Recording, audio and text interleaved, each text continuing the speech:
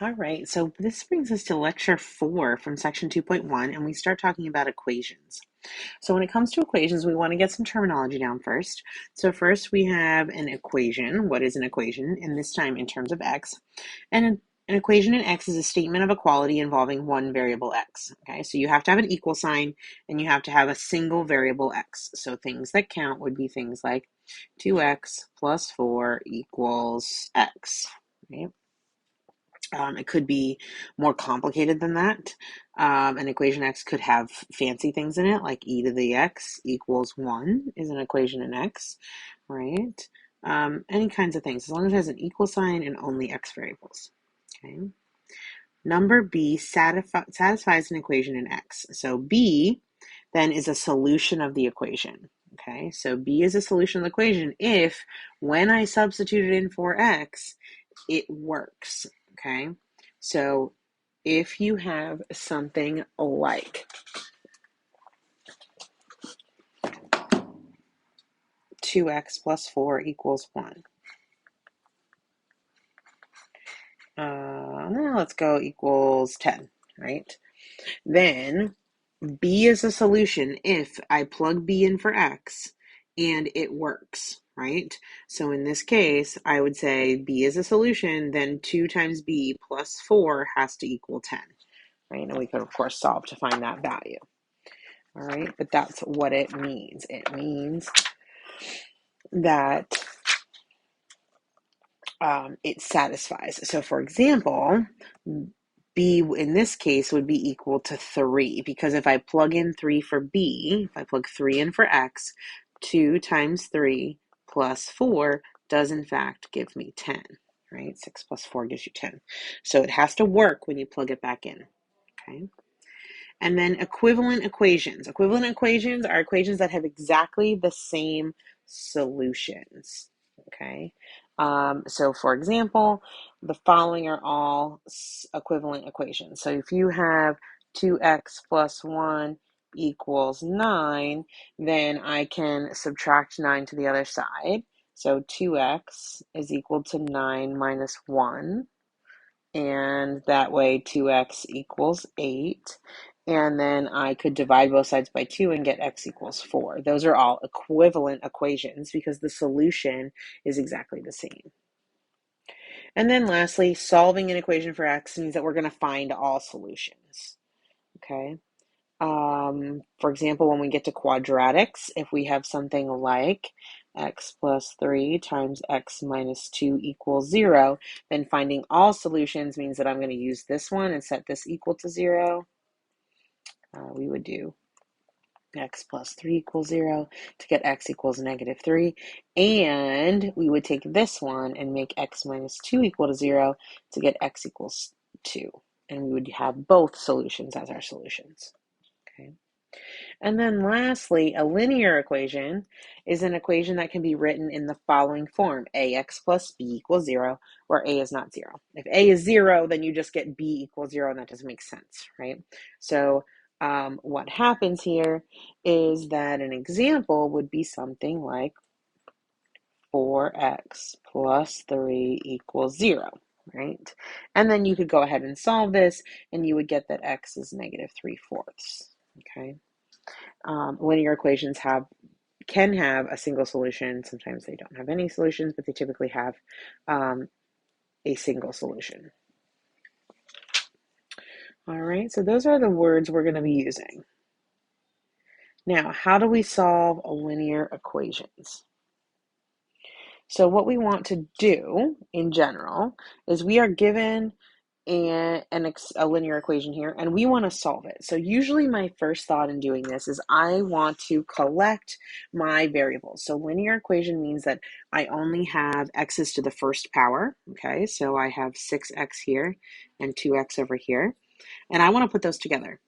And so I'm going to move them to the left. So I'm going to subtract 2x from both sides.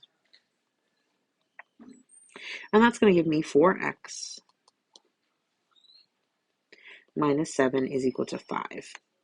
And then I want to get the x by itself. So I want to get rid of that 7. I want to get rid of this guy right here and move him to the other side. So I'm going to do the opposite of what's happening. So we're subtracting 7. So I'm going to go ahead and add 7 to both sides. And that's going to give me 4x. Of course, the negative 7 plus 7 cancels. And we get 12 on the other side. Then I want to get rid of the 4 because I want x by itself. So I got to get rid of this 4. Right now the x is multiplying the 4. So to undo that, I'm going to, I'm going to divide both sides by 4. And that way they'll cancel and I get x on the left, and 12 divided by 4 is 3. And then we're saying that 3 is the solution. So if we go back and plug 3 in, so our check here would be 6 times 3 minus 7 is 2 times 3 plus 5. So 6 times 3 is 18. 2 times 3 is 6. 18 minus 7 is 11, and 6 plus 5 is 11, and that matches. Okay, so that's how we check that something is a solution. So that's how we can solve a linear equation. All right, what happens here when we've got lots of multiplying first? So the first thing we're going to do is multiply all of this out. So we're going to FOIL on the left and the right. So I'm going to take the 8x cubed times the 3x plus 4. That's going to give me 24x squared plus 32x. When I take the negative 2 times the 3x plus 4, I get negative 6x minus 8. Over on the right, we're going to take the 4x times the 6x minus 1. That's going to give me 24x squared minus 4x. Then we take this 3 times the 6x minus 1. That's going to give me plus 18x minus 3. Now, what I want to do is start collecting things that are the same. So x equals 24. Oh, actually, before we do that, let's combine some like terms. These two are like terms. These two are like terms. That's going to give me 24x squared. Let's see, is that 26x minus 8? And then we have 24x squared, and that's going to be plus 14x minus 3. Then I want to start collecting things. So next I notice that I have a 24x squared on both sides. We want to put those together, so we're going to subtract it. And actually, because it's the same on both sides, it's going to cancel out on both sides. And I'm going to be left with just 26x minus 8 and 14x minus 3. So the next thing that I want to do is I want to put my x's together next. So I have 26x and 14x. I want to collect those, so I'm going to subtract the 14x from both sides. And that's going to leave me with 12x minus 8 is equal to negative 3. And then I'm going to go ahead and I'm going to get rid of this minus 8. So if we add 8 to both sides, we get 12x is 5.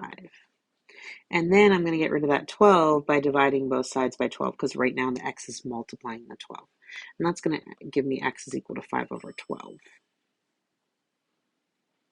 And we could plug that back in and see if that works. We're not going to do that just for time's sake. All right, what's next? Equations with rational expressions. Okay, here we go. First thing that I'm going to do in this particular case is I'm going to see if anything factors in the denominator. Notice that this first one is 2x minus 4. So I'm going to go ahead and factor that.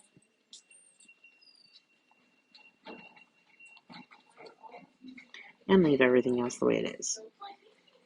And now we're going to use that same strategy that we used in the last section when we were working with complex fractions, and we're going to use it here.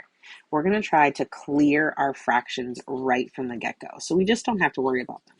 So that means I'm going to multiply by any denominator I see. So I see a 2 in the denominator, so I'm going to multiply by 2. I see an x minus 2, so I'm going to multiply by that. And I see an x plus 3. So I'm going to multiply by all 3 things.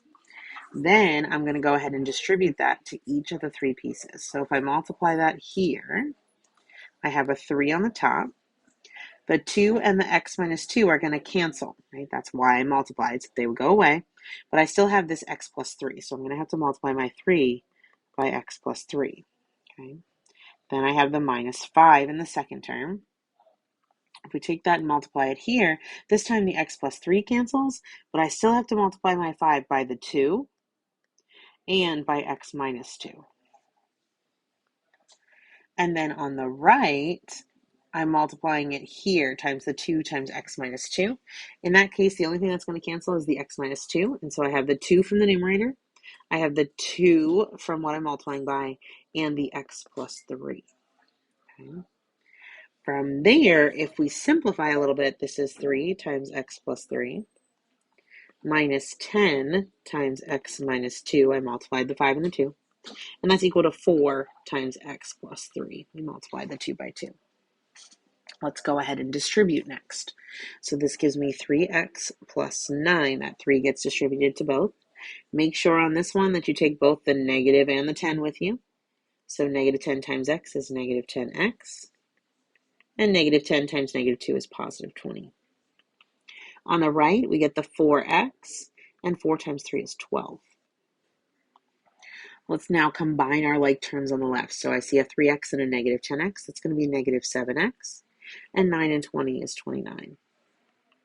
And that's going to be 4x plus 12. Okay, now I start to organize things. So I see a 4x and a negative 7x, and I want to combine them. And I really don't like negatives, so I like to kind of get rid of my negatives. So I'm going to add 7x to both sides so I can get rid of that negative 7x. That's going to leave me with 29 is equal to 11x plus 12. Then I need to get rid of the 12 because it's close to the x. So I'm going to subtract the 12. And that's going to give me 17 equals 11x. And then I'm going to go ahead and divide by 11. And that's going to give me x equals 17 over 11. And I'm going to leave my answer just like that. Okay. All right, another one of those. Let's do it again. In this case, we get a little bit lucky here because I have the same thing in both denominators. So in order to cancel out those denominators, I'm going to multiply by x minus 2. When I do that and distribute it to all three pieces, the one on the left, the x minus 2 cancels and I just get 3x. Here we distribute it to the x minus 2, so that's going to x minus 2 times 1 is just x minus 2. And then in the last one, the x minus 2 will cancel, and I'm left with just plus 6. So that gives me 3x equals x plus 4. Then I can combine my x's. Let me subtract an x from both sides, and that'll give me 2x equals 4.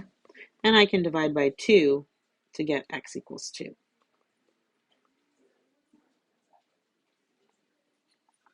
So because they had the same denominator, it turns out to be a little bit easier. And we'll end there.